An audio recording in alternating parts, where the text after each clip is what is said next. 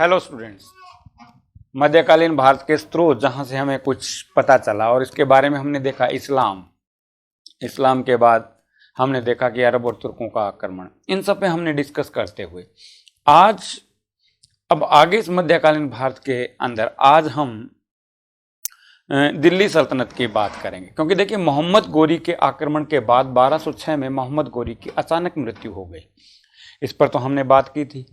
और उसके खरीदे हुए दास कुबाचा, यल्दोज, कुतुबुद्दीन ऐबक, ये उसके दास थे जिन पर वो बहुत विश्वास करता था और उनको अलग अलग प्रांतों का उसने सूबेदार नियुक्त किया, गवर्नर नियुक्त किया। वहीं पर लाहौर के अंदर उसका एक दास कुतुबुद्दीन ऐबक, जो उस वक्त उसकी प्रशासनिक व्यवस्था को संभाल रहा था और दिल्ली उसके अंडर में आती थी। और मोहम्मद गोरी की मृत्यु के बाद में लाहौर की जनता ने कुतुबुद्दीन ऐबक से कहा, पहले हम एक बार दिल्ली सल्तनत को कंप्लीट कर लेते हैं। तो चलिए हम लोग शुरू करते हैं हमारा नया चैप्टर। और मोस्ट इंपॉर्टेंट चैप्टर, एक चीज का ध्यान रखना, दिल्ली सल्तनत, क्योंकि यहां से हर हाल में आपके 5 से 10 क्वेश्चन आपको एग्जाम में मिलेंगे ही मिलेंगे। तो चलिए हम लोग शुरू करते हैं दिल्ली सल्तनत 1206 से 1526 ईस्वी।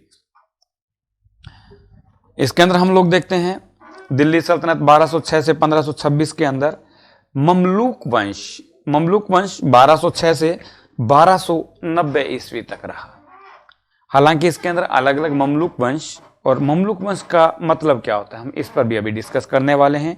तुर्की आक्रमणों के पश्चात भारत में दिल्ली सल्तनत की स्थापना हुई, जिसके अंतर्गत अलग अलग शासकों ने शासन भार संभाला। अलग अलग शासक आए इसके अंदर। इस क्रम में सबसे पहले कुतुबुद्दीन ऐबक का नाम आता है, जिसने ममलूक वंश की नींव रखी। ये जिस वंश से बिलोंग करता था उसे ममलूक वंश कहा गया। आरंभ में इसे दास वंश भी कहा जाता था, किंतु दास वंश के नाम पर कई इतिहासविदों में आपत्ति दर्ज की। उन्होंने इस पे उंगली उठाई कि ये लोग दास नहीं हैं। देखिए, इसके अंतर्निहित कारण है दास और ममलूक शब्दों के स्टिक निर्धारित की वजह से था। दरअसल ममलूक और दास में पारिभाषिक तौर पर एक अंतर है दोनों में। हालांकि ममलूक भी दास ही हैं, उसी का दूसरा शब्द है, लेकिन अच्छी तरह से डिफाइन किया जाए कि ममलूक में फर्क क्या है। अगर वो भी दास है और उनको दास कहा जाए तो क्या फर्क है? बात तो एक है, लेकिन एक बात नहीं है। इतिहासकारों ने इसको क्लियर किया। देखिए, दास शब्द का अभिप्राय होता है जन्मजात दास माना जाना। जो पैदाइशी दास होता है, जिसके माता पिता दास थे और उस बच्चे ने जन्म लिया, वो भी दास था, उसे दास कहा गया। जबकि ममलूक शब्द का अभिप्राय जन्मजात दास में परिभाषिक तौर पर लिया गया कि वो जन्मजात दास के अंदर उसको ममलूक वंश में। दरअसल ममलूक शब्द का अभिप्राय स्वतंत्र माता पिता की संतान था। यानी कि जब वो पैदा हुआ उस वक्त वो दास नहीं था, उसको बाद में खरीदा गया और उसको अपना दास बनाया गया। इन कंडीशंस के अंदर जो दास बना उसे ममलूक कहा गया, और उसी ममलूक वंश के अंदर कुतुबुद्दीन ऐबक आता है। और अंततः हबीबुल्लाह द्वारा प्रस्तावित ममलूक वंश ही सर्वाधिक मान्य हुआ। कुछ इतिहासकारों ने इस वंश को इल्बरी वंश की भी संज्ञा दी, किंतु यहां ध्यान देने वाली जो सबसे महत्वपूर्ण बात है वो ये है कि सभी शासक इल्बरी वंश से संबंधित नहीं थे। इस बात का ध्यान रखना। मसलन कुतुबुद्दीन ऐबक तुर्क नहीं था, अतः इस वंश को इल्बरी वंश की संख्या देना अनुचित नहीं होगा। 1206 ईस्वी से 1290 ईस्वी तक भारत पर शासन करने वाले शासकों को आमतौर पर ममलूक वंश के नाम से ही जाना जाता है। और ये शासक कौन थे इसका विवरण अभी हम देखिए उस पर डिस्कस करते हैं। कुतुबुद्दीन ऐबक 1206 से 1210 ईस्वी तक इसने 4 साल शासन किया। मोहम्मद गोरी की मृत्यु के पश्चात ऐबक को सिंध और मुल्तान छोड़कर मोहम्मद गोरी द्वारा विजित उत्तर भारत का संपूर्ण क्षेत्र, अगर उस क्षेत्र की बात करें तो सियालकोट, लाहौर, अजमेर, झांसी, दिल्ली, मेरठ, कोल, जिसको वर्तमान में अलीगढ़ कहा जाता है, कन्नौज, बनारस, बिहार तथा लखनौती आदि का क्षेत्र प्राप्त हुआ। ये सारा का सारा एरिया कुतुबुद्दीन ऐबक ने उत्तराधिकार युद्ध की चुनौतियों का सामना अपनी कुशल वैवाहिक नीति से किया।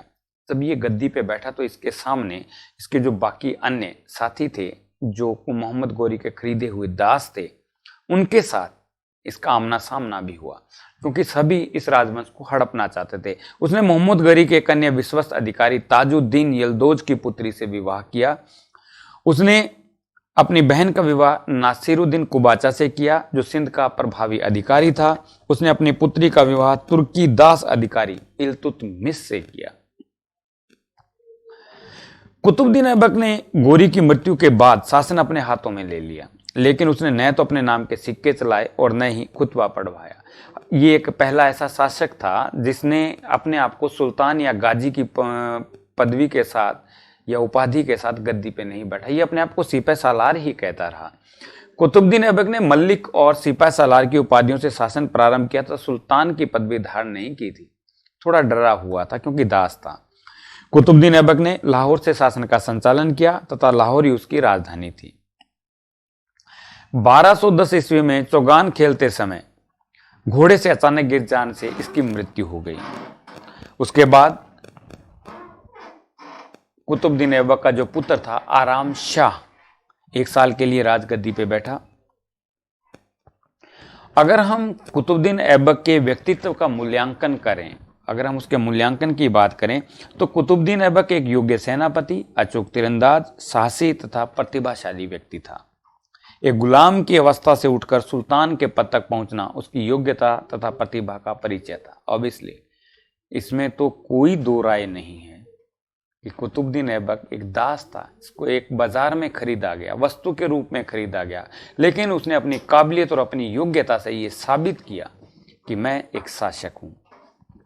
ऐबक के साम्राज्य विस्तार से अधिक ध्यान राज्य के सुदृढ़ीकरण पर दिया। यल्दोज एवं कुबाचा के प्रति उसकी नीति राजनीतिक कुशलता का प्रमाण है, क्योंकि ये दोनों भी कुतुबुद्दीन ऐबक की तरह ही गोरे के खरीदे हुए दास थे।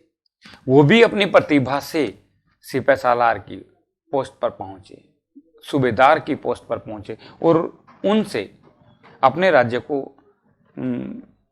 बचा के रखना और उसको मजबूती प्रदान करना अपने आप में एक बहुत बड़ी प्रतिभा का परिचय देता है कुतुबुद्दीन ऐबक। कुतुबुद्दीन ऐबक के अगर व्यक्तित्व के बारे में बात की जाए तो वो एक उदार शासक था, अतः उसकी उदारता के कारण उसे लाख बख्श कहा गया। लाख बख्श यानी कि लाखों की बख्शीश देने वाला, लाखों का दान करने वाला, लाख बख्श। सैन्य योग्यता के साथ साथ वह साहित्य और कला प्रेमी भी था। उसने 2 मस्जिदें, कुव्वतुल इस्लाम मेहरौली दिल्ली में है ये, और 2.5 दिन का झोंपड़ा अजमेर का निर्माण करा। 2.5 दिन का झोंपड़ा तो चौहान वंश के एक शासक थे विग्रहराज चतुर्थ, जिनको बिसलदेव के नाम से जाना जाता है, उन्होंने संस्कृत महाविद्यालय बनाया था। मगर पृथ्वीराज चौहान की मृत्यु के बाद अजमेर जब इनके अंडर में आ गया, तब उसने उस संस्कृत महाविद्यालय को उसमें थोड़ी सी चेंजिंग करते हुए उसे 2.5 दिन का झोपड़ा के नाम से एक मस्जिद में कन्वर्ट कर दिया। आज भी उसके अंदर उस समय के लिखे हुए संस्कृत के कुछ दोहे जो ये साबित करते हैं कि वो एक संस्कृत पाठशाला रही थी कभी किसी वक्त में, जिसको बाद में मस्जिद में कन्वर्ट किया गया और इसमें कुछ थोड़ी बहुत ही चेंजिंग की गई। और इसके द्वारा स्टार्टिंग में बनाए गए ये साबित करते हैं कि एक कला प्रेमी था, वास्तुकार के प्रति बहुत संरक्षण इसने दिया और उनके प्रति बहुत उदार रवैया अपनाया, और ये भी चाहता था कि अपने धर्म और अपनी कला को इस ढंग से प्रदर्शित किया जाए। उसके रूप में उसने सबसे पहले दिल्ली के मेहरौली में कुव्वत-उल इस्लाम नामक मस्जिद का निर्माण कराया, जो ऐसी है। अगर आप देखना चाहें, ये कुव्वत-उल इस्लाम मस्जिद है जो मेहरौली, इस वक्त जो एक क्षेत्र है छोटा सा दिल्ली के अंदर मेहरौली, वहां पर स्थित है। ये इसके आगे का मेन एंट्रेंस है मेहरौली, ये साइड से दिखाया गया है। हालांकि आर्कियोलॉजिकल डिपार्टमेंट अब इसकी देखरेख कर रहा है, फिर भी कहा जाए तो ये उसके अवशेष ही हैं एक तरह के। 2.5 दिन का झोपड़ा जिसकी हम बात कर रहे थे अजमेर में है। ये कभी संस्कृत महाविद्यालय हुआ करता था। ये अंदर से मस्जिद, बाद में इसको मस्जिद में कन्वर्ट कर दिया गया। आज ये मस्जिद है। बहुत ही सुंदर कलाकृतियां हैं इसमें कुरेदी गई हैं इसकी दीवारों पर। खैर, उसने प्रसिद्ध सूफी संत ख्वाजा कुतुबुद्दीन बख्तियार काकी की स्मृति में दिल्ली में कुतुब मीनार की नींव रखी थी। उसको इसको बनवाना शुरू किया था, लेकिन ये खुद ही 4 साल जिंदा रह पाया। उसके बाद अचानक इसकी मृत्यु हो गई तो इसको पूरा नहीं कर पाया, और इसी कुतुब मीनार को बाद में इल्तुतमिश ने पूरा किया था। और ये है दिल्ली की कुतुब मीनार। ये उनका बहुत ही बड़ा भक्त था ख्वाजा कुतुबुद्दीन बख्तियार काकी का, और उनका बहुत सम्मान और आदर किया करता था। इसीलिए उनकी याद में इसने कुतुब मीनार का निर्माण शुरू करवाया। ये कुतुब मीनार का क्लोजअप है, बहुत नज़दीक से लिया गया। अगर आप गौर से देखें तो इस पर बहुत ही शानदार तरीके से कुरान की आयतें लिखी हुई हैं, जो अपने आप में नायाब हैं। उस वक्त बिना किसी मशीनीकरण के अगर ये कला को देखा जाए तो आप खुद कहेंगे कि बहुत शानदार। आज दिल्ली सल्तनत जिसकी हमने शुरुआत की, समय हमें आगे बढ़ने की इजाजत नहीं दे रहा है, तो कल इसी समय रहोम्बस एजुकेशन के इसी प्लेटफॉर्म से दिल्ली सल्तनत के इसी चैप्टर को जब आगे बढ़ाएंगे, उससे पहले एक बार आप इसका ओवरव्यू कीजिए और देखिए कि दिल्ली सल्तनत की शुरुआत और इन शासकों को, आने वाले शासकों प्रारंभ में उन्हें किन कठिनाइयों का सामना करना पड़ा। बहुत महत्वपूर्ण चैप्टर है ये, बहुत महत्वपूर्ण, और यहाँ से क्वेश्चन हमेशा उठते हैं और उठते रहेंगे, क्योंकि मध्यकालीन भारत की शुरुआत यहीं से होती है। एक नया सिस्टम इस देश के सामने आया।